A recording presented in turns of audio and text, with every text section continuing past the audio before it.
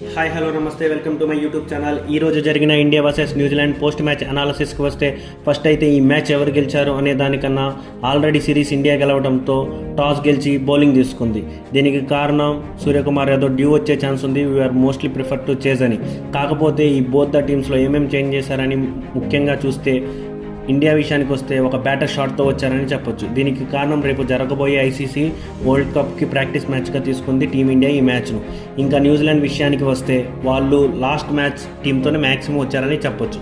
బ్యాటింగ్కి దిగిన న్యూజిలాండ్ ఈ సిరీస్లో వాళ్ళు చేసిన తప్పులు అయితే ఈ మ్యాచ్లో అస్సలు చేయలేదనే చెప్పాలి. ముఖ్యంగా వాళ్ళిద్దరు ఓపెనర్స్ వికెట్ పడకుండా స్కోర్ బోర్డుని పరిగెలు పెట్టించారని చెప్పొచ్చు. వారిద్దరు ఉన్నంతసేపు స్కోర్ 230 వచ్చేలాగా కనిపించింది. కాకపోతే మన బౌలర్స్ కంబ్యాక్ చేసి చాలా బాగా వేశారని చెప్పొచ్చు. కాకపోతే న్యూజిలాండ్ బ్యాటింగ్లో షిఫర్ట్, కాన్వే, మిచ్చల్, ఫిలిప్స్ చాలా బాగా ఆడారని చెప్పాలి.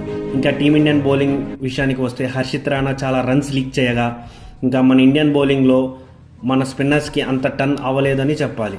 ముఖ్యంగా రవి బిష్ణయ్, కుల్దీప్ యాదవ్ని న్యూజిలాండ్ బ్యాటర్లు అటాక్ చేశారు.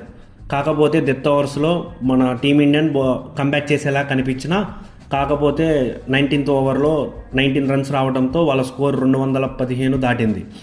ఇంకా టీమిండియన్ బ్యాటింగ్ విషయానికి వస్తే ముఖ్యంగా 216 చేజింగ్ లక్ష్యాన్ని ఛేదించడానికి దిగిన భారత్ ఫస్ట్ వికెట్ కోల్పోయింది అభిషేక్ శర్మ రూపంలో. ఈ రన్ చేజ్లో అభిషేక్ శర్మ వికెట్ చాలా ఇంపార్టెంట్.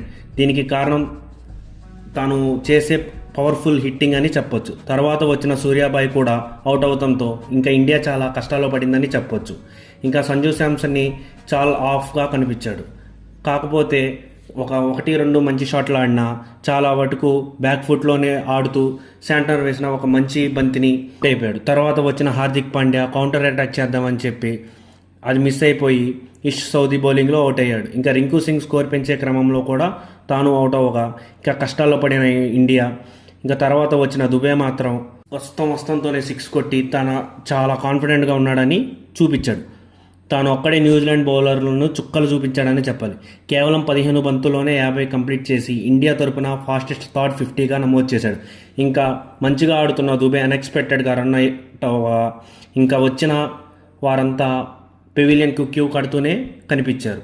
ఇంకా ఈ ICC T20 world cup main లెవెల్లో దుబే తన ప్లేస్ని సిమెంట్ చేసుకున్నాడని చెప్పొచ్చు. ఈ ఇన్నింగ్స్తో దుబే అవుట్ అయిపోయిన తర్వాత ఇక మన టీమిండియా 50 పరుగుల తేడాతో ఈ మ్యాచ్ని ఓడిపోయింది.